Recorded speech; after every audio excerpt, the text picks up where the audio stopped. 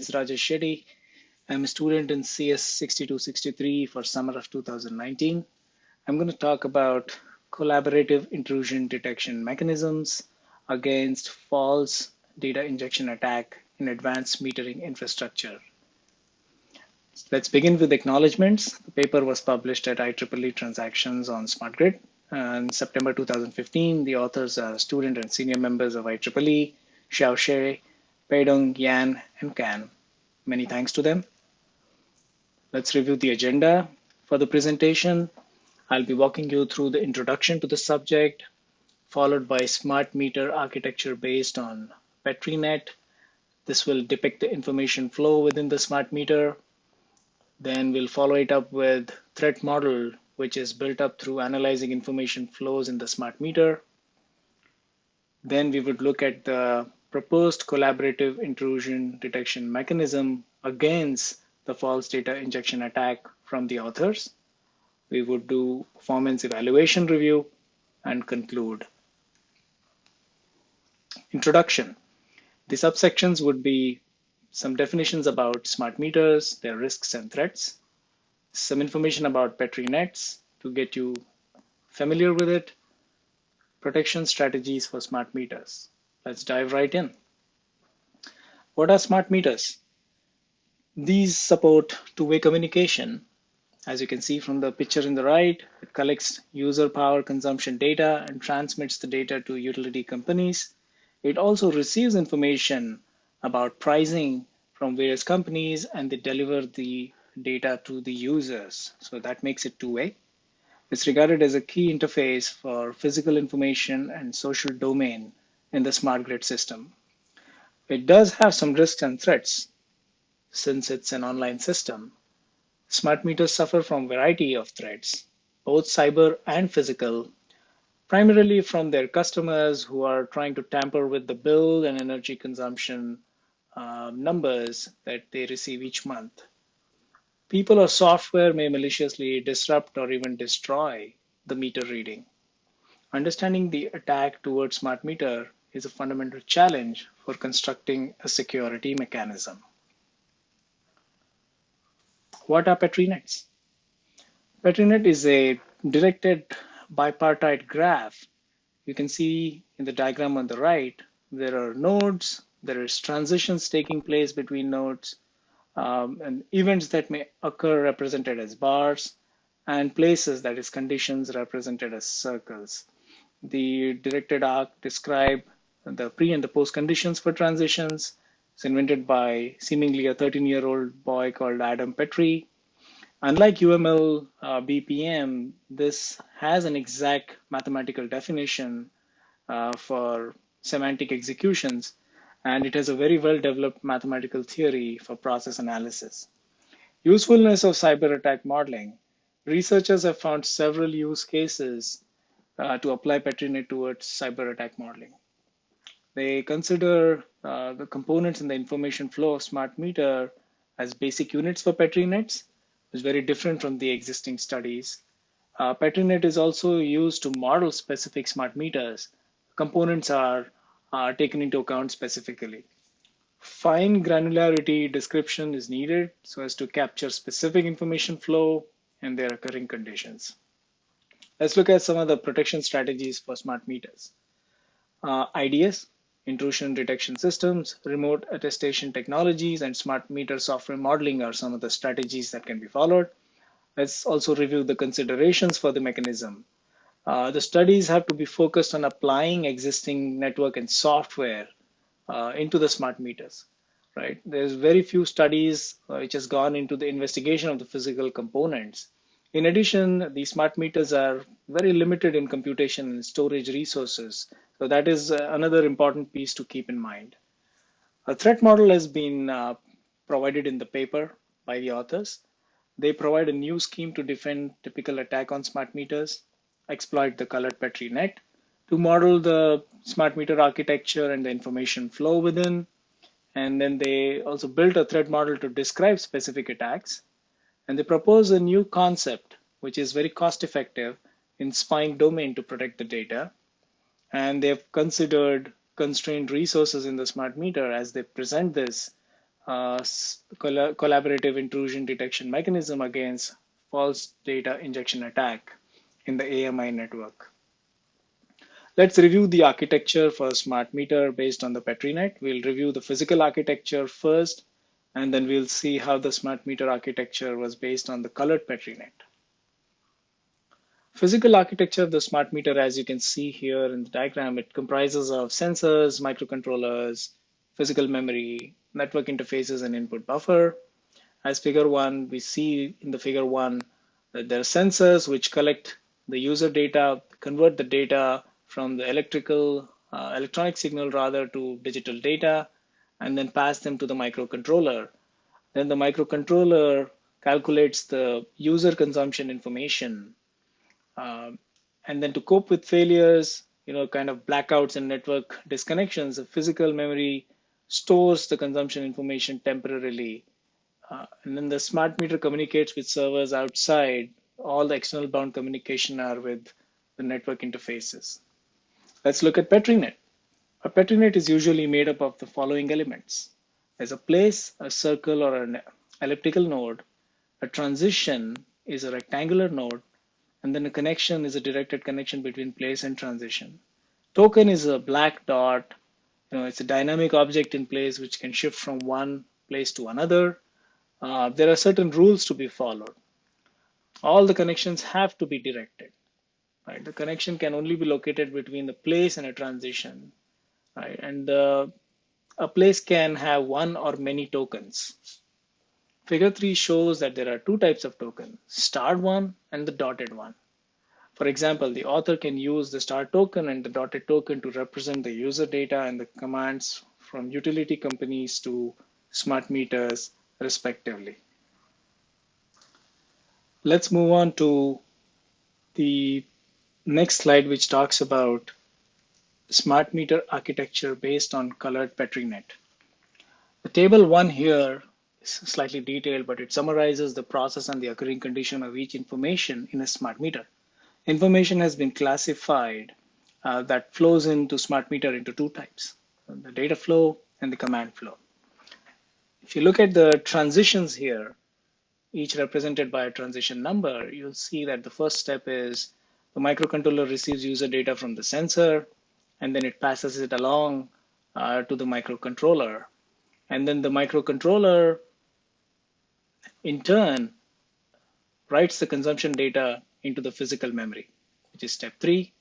And step 4 is the physical memory is the data is read from the physical memory to send for the network interface, which is step 4 here. And then the fifth step is, again, a data flow from the AMI network, which is sort of an external communication that's taking place. It receives data from a utility company or other devices. Number 6 is not a data flow, it's a command flow. The network interface receives commands from the utility companies or other devices. And then the number 7 transition step is a data flow from the network interface to the input buffer. The data from the utility companies or other devices are put into the input buffer for processing. And from that point on, step 9 is the commands are passed to the microcontroller for further processing and to be executed. And then the step 10 is the input buffer takes the data from the other devices and it passes it back to network interface, which in turn passes it back to the AMI network. So this is an interesting view into the colored PetriNet's architecture. Let's move on to threat models. This is a slightly involved slide, but I'll touch on the high level points here. The ultimate objective of the smart meter protection is to ensure information security. Authors have analyzed the threats on the information flow in a smart meter in table 1 and obtain attacks, occurring locations, and attacking techniques according to the colored PetriNet based SmartNet architecture. Since information flow in a smart meter comprises both data and command, this section categorizes them as data and command. Among all the attacks that you see in the table, a typical attack in real life is to tamper with or even delete legitimate consumption data in the physical memory of a smart meter by injecting malicious code or false data for the sake of financial gain. This type of attack is usually called false data injection attack. Although those attacks can be achieved through physical means, such as reversing or shifting forward the smart meter directly, physical attacks can be easily detected as well. Cyber attacks tend to be more persistent. Attackers may take following steps. First, the attackers may exhaust the network bandwidth to cause network disconnection and consumption data is returned to the physical memory. It's kind of the transition step 3 from the prior chart. Then the attackers inject malicious code into the smart meter, which can perform illegal writing or reading operation in physical memory. Therefore, when the network connection becomes available, the modified data is sent via network interfaces. As you can see, there are different possibilities for physical attack, somebody physically trying to break into the smart meters, or even pull the microcontroller out, or other secret key information can be extracted. And cyber attacks are more involved, uh, as the examples are shown here. Let's move on to the proposed collaborative intrusion detection mechanism proposed by the authors. The subsections are defining, considering, and identifying the requirements for intrusion detection, the definition of legal and illegal read and write, and various attacker types, and the overall process that they've created for intrusion detection, and also some specific processes for illegal reads and writes. Let's dive right in. So intrusion detection, what does it mean? It's a process that monitors the events occurring in the computer system and analyzes the events to find out possible incidents. Traditionally, the detecting technologies, they work on the malicious code and they require a lot of power.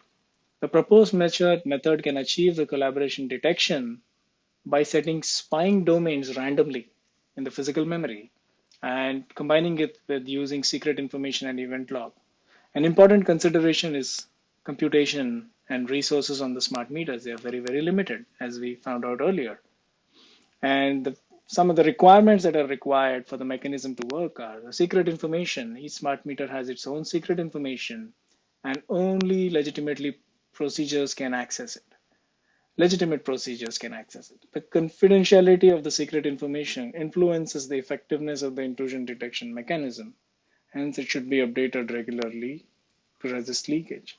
Event log. Each smart meter has an event log to record all events, including processes of parsing and executing commands to calculate consumption data in microcontroller, reading, writing in the physical memory, and receiving, sending data via network interface. Event log is encrypted with secret information. Spying domain. Every time a legal procedure writes consumption data into the physical memory, several discontinuous storage units are chosen randomly as spying domains. Then the hash result of the secret information will be written into it. Addresses of the spying domains are stored in the event log, and spying domain will be cleared after being read legally. The spying domain is essentially for the collaborative intrusion detection mechanism because the spying domain's effectiveness and the cost determines the performance of the detection mechanism. Let's move on to the definition of attacker types and then look at legal and illegal reads and writes. So there are various kinds of attackers. Some of them, so what are attackers? They are unethical consumers who want to steal electricity by tampering the smart meters, right? So there are about 3 types. Innocent attackers, they learn nothing about the architecture and software. They do not know the existence of IDS, including the spying domain, and cannot access the secret information. A slightly higher version of those are skilled attackers, know about the IDS and the spying domain. They try to perform legitimate procedures as possible as they can and want to avoid the spying domain while they are reading or writing the physical memory illegally. However, they don't have access to the secret information and are unable to decrypt the event log to access spying domains addresses. The powerful attackers, though, they have a lot of detailed information at their disposal about the software of the smart meter, the existence of the spying domain, and also secret information. They can successfully decrypt the event log to get the addresses of spying domain and write into the event log. Powerful attackers have access to physical memory of a smart meter too. Legitimate writing and reading operations, right? You choose memory randomly as a spying domain and write into it the hash result of the secret information. It's considered a legitimate writing operation. Similarly, decrypting the event log, secret information to get the addresses, uh, and encrypt the event log again for reading further is considered legitimate. Now, what's illegal? For innocent attackers, they will write into physical memory blindly over the spying domain, the trap that's been set. So the powerful attackers will avoid the spying domain and write into memory. These are all illegal writes. Illegal reads for innocent and skilled ones, without having the secret information, the malicious codes will read physical memory blind, which causes domains to be read and cleared, flagging them. And the powerful attackers, malicious code would avoid carefully the spying domains and read the consumption data from the physical memory successfully. Let's look at the workflow of how the collaborative intrusion detection process works. The figure 5 shows the process for a smart meter. The intrusion detection mechanism will examine the event log first and to judge if the physical memory has been read or written into. And based on that, it will decide if the CIDP should be run for illegal reading or illegal writing. And there are subsequent flows for that, which I will walk through in a second. So let's look at the left side of the slide first, which is the collaborative intrusion detection process towards illegal writing in the process of physical memory. So the illegal writing operation in the physical memory comprises of two scenarios. Writing the physical mem under the condition that the smart meter has not received legal reading commands, or writing into the memory under the condition that the network connection is available and the user consumption data should be transmitted. So figure 6 shows the intrusion detection procedure towards illegal writing into the physical memory. The procedure starts with checking out the event log, whether the spying domain has been set. If not, illegal writing will be decided and an alert signal is sent out. Otherwise, according to the addresses in the event log, the spying domain will be read to verify whether the hash result of the secret information is correct. If the hash results are incorrect, illegal writing is decided and an alerting signal is sent out. If the hash results are correct, the event log will be further examined. If a legal reading command from the utilities have been received and the network connection is unavailable, the writing is legitimate. Otherwise, an alert will be sent out. Let's look at the collaborative intrusion detection procedure towards illegal reading. Those are based on two important events in the smart meter. Storage units in the physical memory will be cleared after being read. So illegal reading is likely to cause spy domain to be emptied. We learned that in the prior slide. Legitimate reading in physical memory occurs when the disrupted network connection is available again and the consumption data read from the physical memory will be sent via network interface. Attackers usually disrupt network connections to write consumption data into physical memory. Then they read the physical memory illegally and transmit the consumption data via secret ways. In this case, no data are sent by the network interface. Let's look at figure 7.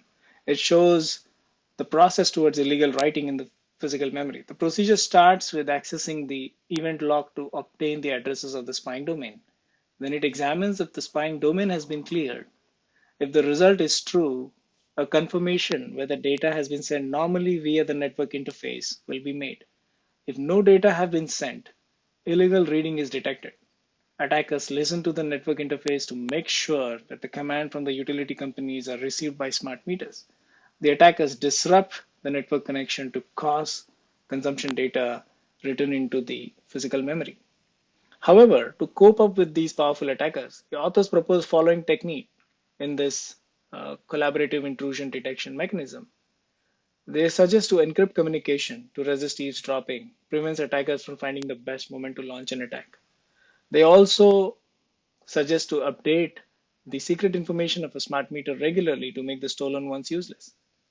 So, net, in the design of a collaborative intrusion detection, authors have defined legitimate reading and writing operations and analyzed possible attack scenarios. The proposed intrusion detection mechanism can achieve signature-based detection by using secret information and anomaly-based detection by setting spy domain and defining legitimate reading and writing. Furthermore, signature-based IDS with a blacklist approach is suitable to identify known attacks while anomaly-based IDS with a whitelist approach is suitable to detect unknown attacks. As a consequence, our proposed collaborative intrusion detection mechanism could cope with both known and the unknown attacks as per the authors. Let's see how the performance look like. We will evaluate based on the parameters and the criteria, and we'll also look at the simulation design and conditions. So the performance evaluation is very important to verifying the spying domain's effectiveness. So there are three key parameters. The intrusion detection rate is used to evaluate the effectiveness. Higher the rate, the more effective the domain is. M denotes the cost of spying domain. It's like the ratio between the total size of storage units used as a spying domain accounts for the size of the whole physical memory. And N denotes the strength of illegal reading or writing in the physical memory. It's a ratio between the size of storage units read or written illegally to the size of the whole physical memory. The evaluation criteria proposed in the paper are as follows. Criteria 1, M should be no more than 0.01, the basic evaluation criteria. N has to be greater than 0.01, and the intrusion detection rate must achieve 100%. And third one is N has to be less than 0.1 or greater than 0.05 with a detection rate over 95%. And the last one is where N is between 1 over 20 and 1 over 50. Simulation design and conditions. Simulations have been performed through designing a program which can achieve the following function. Right? We used a 10 kilobyte physical memory for smart meter. Discontinuous storage units are randomly chosen to represent the domain. A subprogram imitates the malicious code to perform illegal read-write. And then the spying domain is checked out whether it's been operated on. The result is yes, a successful detection will be recorded. Simulation experiments perform under the following distinct condition. Those are kind of the two primary conditions, and each of them had about 1,000 iteration runs. First set of conditions is different sizes of spying domain while the size of data read or written illegally was kept unchanged. And then we flipped it around by the authors, the different sizes of data read or written illegally in the physical memory and the size of spying domain was kept unchanged. Let's look at the results. The left-hand side is figure 8, which talks about the detection rate in terms of M with different N. And figure 8 shows that the results indicate intrusion detection rate increases with higher M, particularly when M is greater than 0.75 over 100. Intrusion detection rate of N 0.1 achieves 100%. So as the M goes higher, it looks better. Now the figure 9 on the flip side shows the intrusion detection rate in terms of N with different M under second set of conditions. So when N is greater than 1 over 10, the intrusion detection rate of M 0.70 over 100 or 0.75 over 100 did not reach 100% at all. And as it goes higher than that, then we start seeing 99.96 and 99.99 respectively. So comparing figures 8 and 9, the spying domain is effective and low cost according to the three evaluation criteria proposed. It's appropriate to set M to a value 0.80 over 100 for spying domain because it's the smallest value among those satisfying all of the evaluation criteria. That is to say, assume that the total size of physical memory is 20K and 160 byte storage unit should be chosen as a spying domain, which can be achieved relatively with high intrusion detection rate and relatively low cost.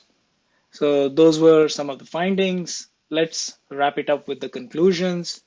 Smart meter security is critical and important.